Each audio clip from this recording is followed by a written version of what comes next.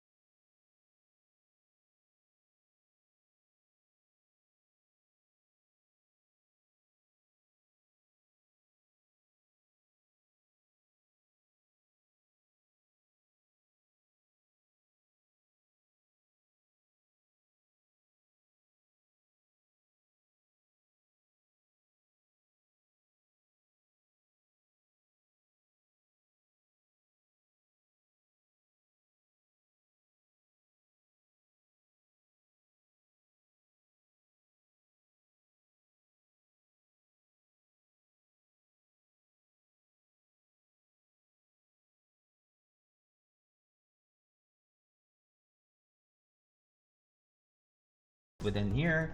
If it doesn't, the plans aren't so hot. If it does, the plans are pretty hot, and they get even nicer the further down we go on the poverty scale.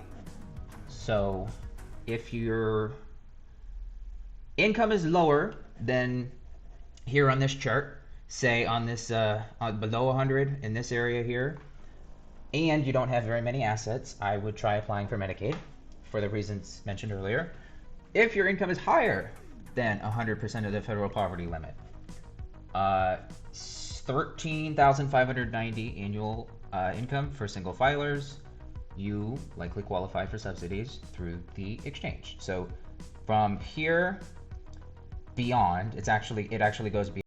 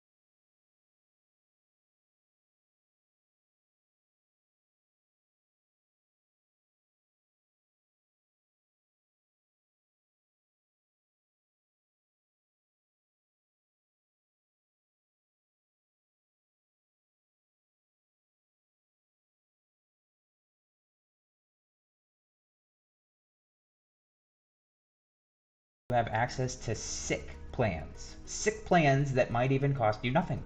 Sick plans with zero deductibles, $800 maximum out of pockets, $0 doctor visits, $10 specialist visits. Truly great insurance. If you're a bit better off, and your modified adjusted gross income exceeds 250% of the federal poverty limit, so $33,975 for a single filer with no dependents, don't fear. We can still make this work.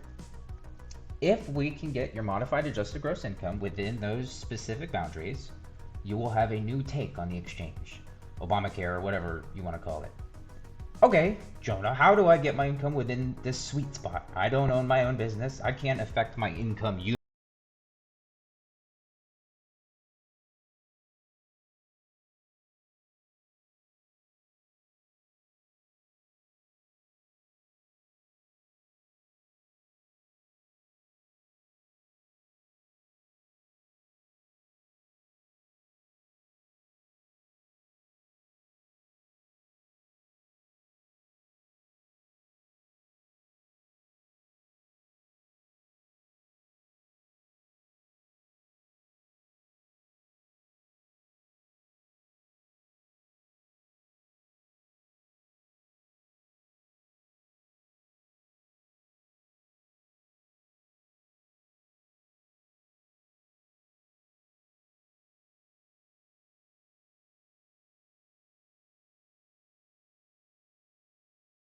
He doesn't go to the doctor, and he has no prescriptions. So what can we do to help Steve out? Step one, we have everything here that we need to know to figure out the subsidy that he can expect, if any. So we plug the values that we have in here: his age, the zip, his income, whether he has dependents, his tax household status. And then we can plug it into healthcare.gov, or we can plug it into the Kaiser Family Foundation to estimate what the subsidy will be. So I have that here for you. And if we do that all, it comes out to a $20 a month subsidy, which is enticing to some people, but I'm sure is not what people had in mind when they learned that they might be getting reduced cost plans or something approaching $0. $20 is not I don't know any health insurance plan that costs $20, so $20 really ain't gonna do much. Um, what can we do to correct this? How can we make this better for Mr. Jones here? If you said, as you recall from earlier, if you said contribute to traditional retirement accounts, you are right. Assuming Steve has a 401k option at work, he simply needs to He simply needs to contribute the maximum, and then his new income that we report to the marketplace will be 69,000 minus 20,500, which is the maximum 401k contribution for 2023, which leaves us with a modified adjusted gross income of 48,500. Now, instead of a paltry $20 a month subsidy, he will now qualify for a $209 a month subsidy. And Steve might be able to catch up on his retirement savings if he continues saving at this rate. Check out thisy here. Okay, perfect. I'm in the way. Pay attention to this number here, this 8.78. If we compound, so he was 50, so this is a tax advantage account, an IRA. No, sorry, this particular one is a 401k. So this is a traditional 401k owned by a 50-year-old, and he is going to contribute the maximum to it until he's 70, and then he might begin withdrawing off of it. If we have him invested in a portfolio of 80% stocks, 20% bonds, we can expect an 8.78% return over a 30-year period of time. So we can be pretty confident that in a 20-year period of time, we could also get about the same rate of return. So if we do that, we end up with somewhere in the realm of $1.2 million, which is certainly a nest egg that one can retire off of, especially at 70, especially in conjunction with other income, pension income, or Social Security income. Okay, so now that we know how most Americans are getting low to no cost care and how to do so ourselves, how do we begin shopping for the best plan for us? Well, sorry, but it depends where you are. If you are in one of these states, you must go to your state's exchange.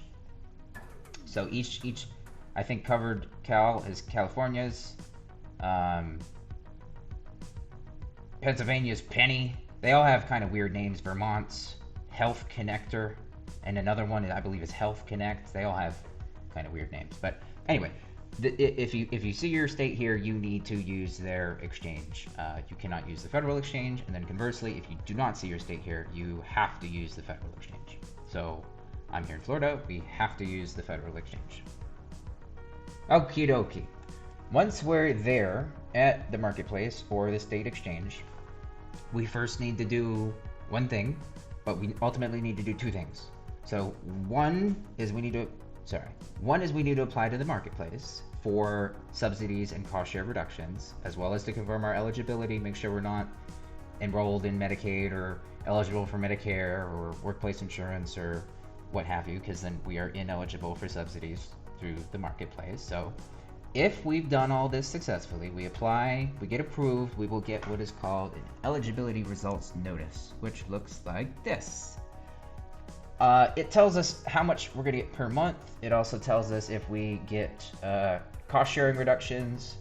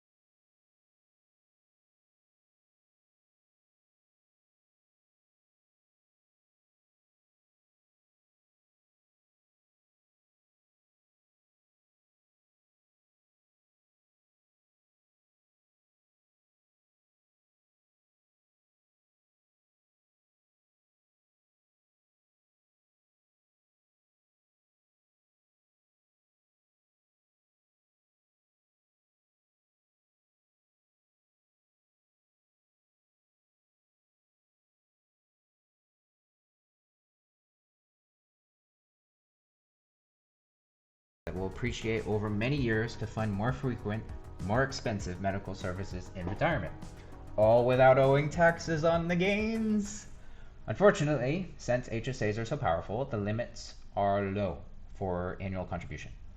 We can only reduce Steve's annual income by the maximum HSA contribution of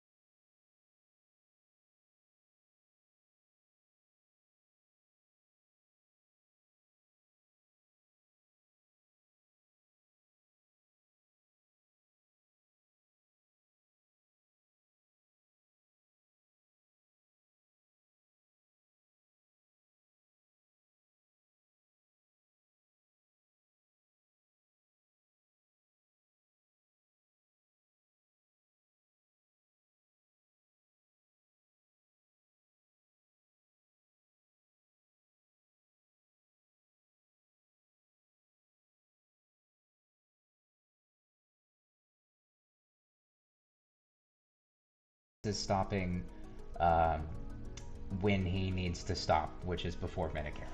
Okay, so doing this for Steve, funding this HSA for later on, not only helps him save tax-free and reduce what he owes in tax by reducing his taxable income, it also increases Steve's subsidy, which is what the whole point of this was in the first place. So it not only does that, because it increases his subsidy, it lowers his premium, which is what we were ultimately after. It also actually helps us pick a plan for him. So since we picked a plan, since we decided on an HSA for Mr. Jones, we have to choose a specific type of plan. So we can only choose what are called high deductible health plans, which frankly is a misnomer because their maximum allowable deductible is lesser than comparable non-high deductible plans, which makes no sense at all. But frankly, the difference is, if we're being analytical, is that the health savings account and high deductible health plans are legislated by Congress, governed by Congress, and their idea of a high deductible isn't exactly keeping pace with what the market defines as a high deductible, and that's a good thing.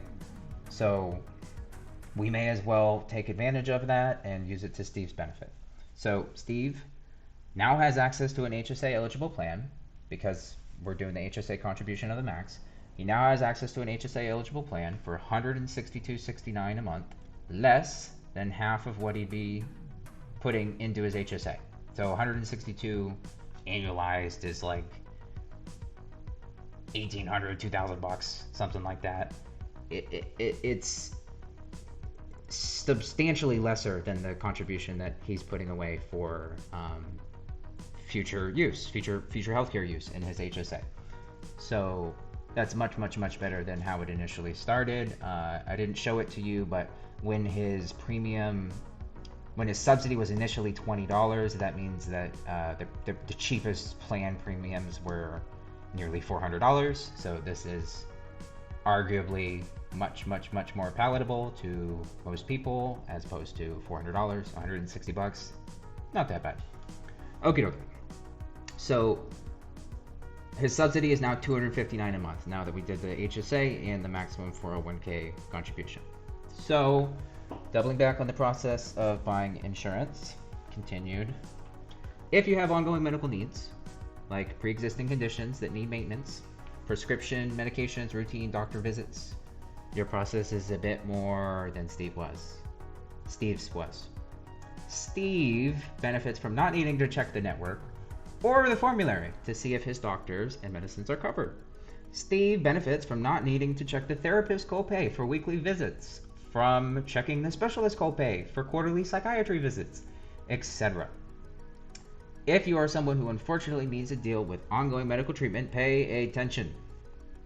No one knows your situation like you do, and no one cares about it like you do. If you want to successfully get the care you deserve, you will need to eventually challenge the insurer. They will deny you care that is necessary. They will. It's not a matter of if, it's when. They will deny you care that is necessary. They will restrict your care that is necessary. They will tell you the prescriptions you're accustomed to and respond well to aren't medically necessary and therefore aren't covered. See this image here.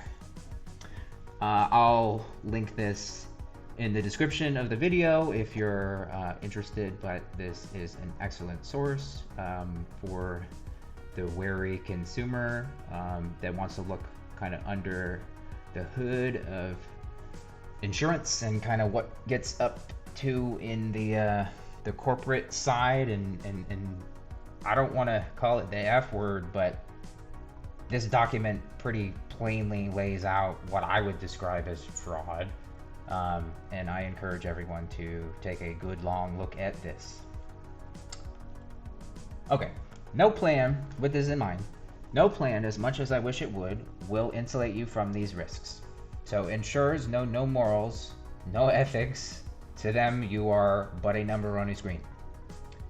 When we start filing formal complaints and grievances involving state and federal agencies like HHS, CMS, state insurance regulators, that messes with their primary objective, which is making money. They will listen to us then. Your tests, your durable medical equipment, your formulary exception requests,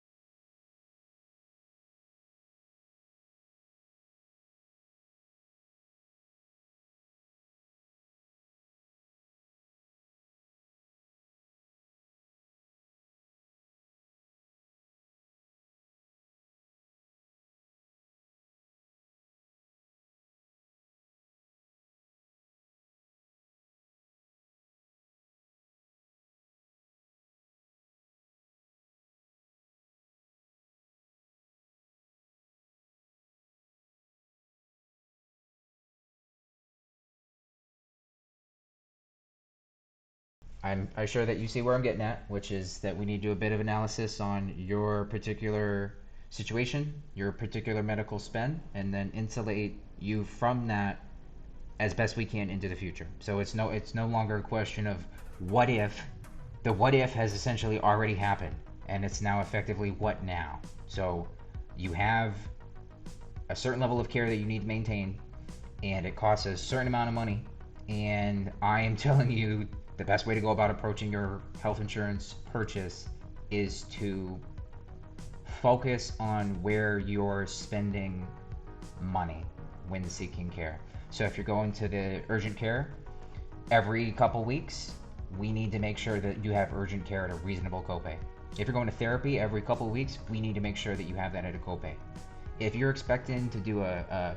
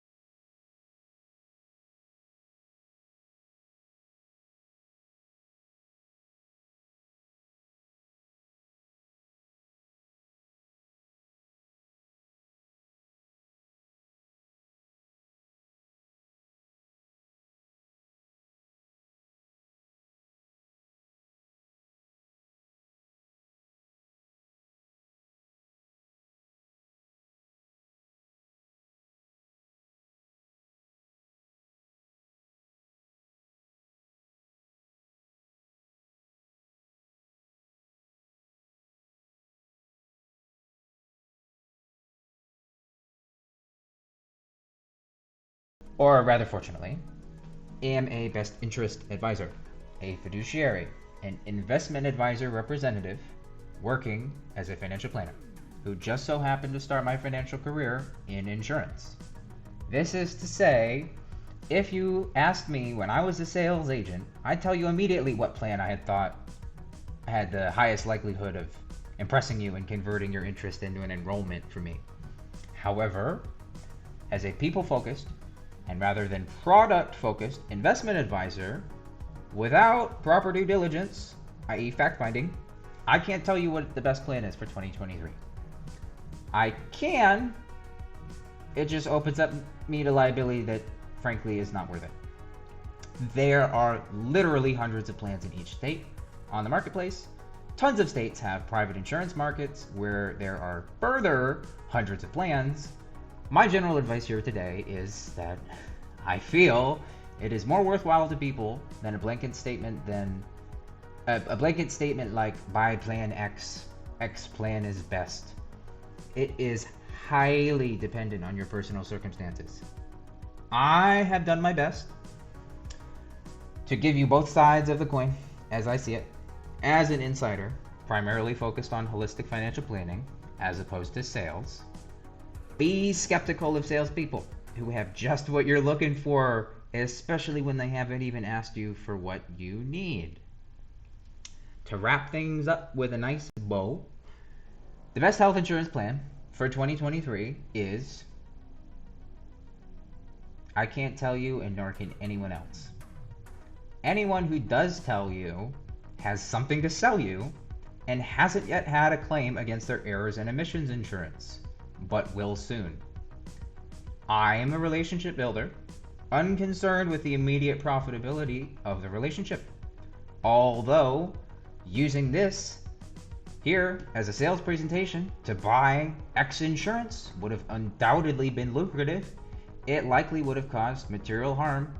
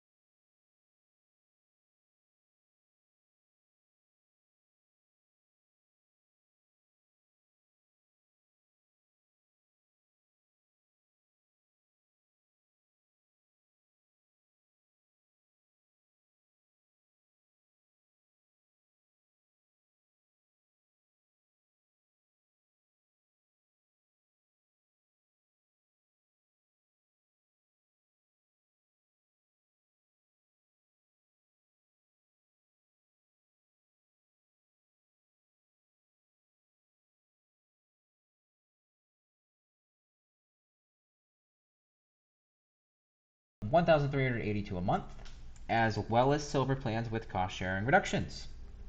So Theo nope, not this one, that one. Theo gets access to this plan for $131.45, not per person, for the whole family. $131.45 for everyone. No charge for primary care visit. It's going a little bit too fast for me to go over it, but this is super reasonable. I'm not sure if you saw what the maximum out of pocket was in the beginning, but it was not much. These are extremely reasonable. We're gonna hop back to the beginning. Okay, what is the out-of-pocket limit for this plan? $2,600. $2,600. That's like unheard of on the marketplace. So this is the power of these type of plans, as well as how inexpensive it is per month. Okay, so in case you're not aware, we're gonna do a little review. So if you do not know what a deductible is, it is what you must pay before they do. So in this instance, it's $0. So this plan provides first dollar coverage, which means they begin paying immediately. The insurer, that is. So, well, it is a copay. So, is copay on here somewhere? No, it's not. There we go, copay. So, copay. Oh no!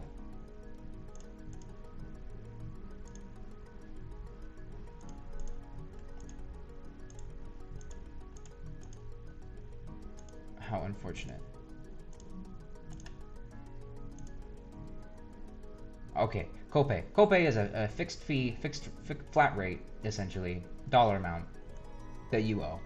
That's what a copay is. Co-insurance is same type of thing, so it's your share of the cost, but instead of being a nice flat number, it is a percentage of a to be determined amount. So it might be 20% of charges, and you don't know what charges are until you get them, which is always fun. Maximum out of pocket. Maximum out of pocket. The out of pocket limit. That's the maximum that you can owe in a year for, the worst possible health outcome that you could imagine. Air ambulance or what have you. This is, you'd owe $2,600, which, as I said earlier, is pretty good. Okay. So in case you need a refresher on HMO, this is like a POS, I imagine. An HMO, we joke, HMO stands for a piece O, but anyway. HMO, EPO, and an HSA and a PPO. So my head is poking through here. I'm gonna remove it. But for a PPO and an EPO, you do not need a referral to see specialists. On an HMO, you do. So your gatekeeper is your primary care physician, and you're required to select one. The benefit of doing so is HMOs generally are cheaper. The premiums are cheaper, and costs for services that you incur are generally cheaper. The problems are just that you have to have a primary care physician who is your gatekeeper. They need to refer you out, and the networks are typically smaller than EPOs or PPOs. So what is the difference between these two? A PPO has in-network benefits at a greater cost share than HMOs. And they have out-of-network benefits basically at double the cost that the in-network benefits would be. An EPO is like a PPO, so we do not need to pick a primary, we do not need a referral to see specialists, but unlike the PPO, we do not have out-of-network benefits, so we have only in-network benefits. Okay, no. That was that, as briefly as I could make it. So, in summary, in my experience, silver plans with cost-sharing reductions offered through the federal or your state marketplace are as good, if not better, than high-dollar, top-of-the-line large group plans like those offered by Northrop Grumman, GE, and Verizon. In other words, unless you're getting great insurance through work or have Medicaid or Medicare, there's nothing better, in my opinion, than subsidized silver plans with cost sharing reductions. Now, what about children? We spoke about adults, now what about children? Children have 3 good options.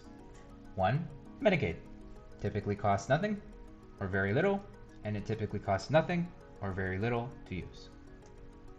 2, Children's Health Insurance Program, or CHIP. Typically costs somewhere between $18 and $25 a month per kid, depending on how much you make.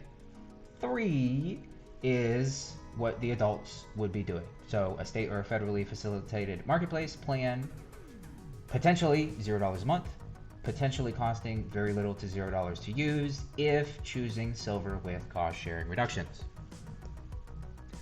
Now, what about seniors?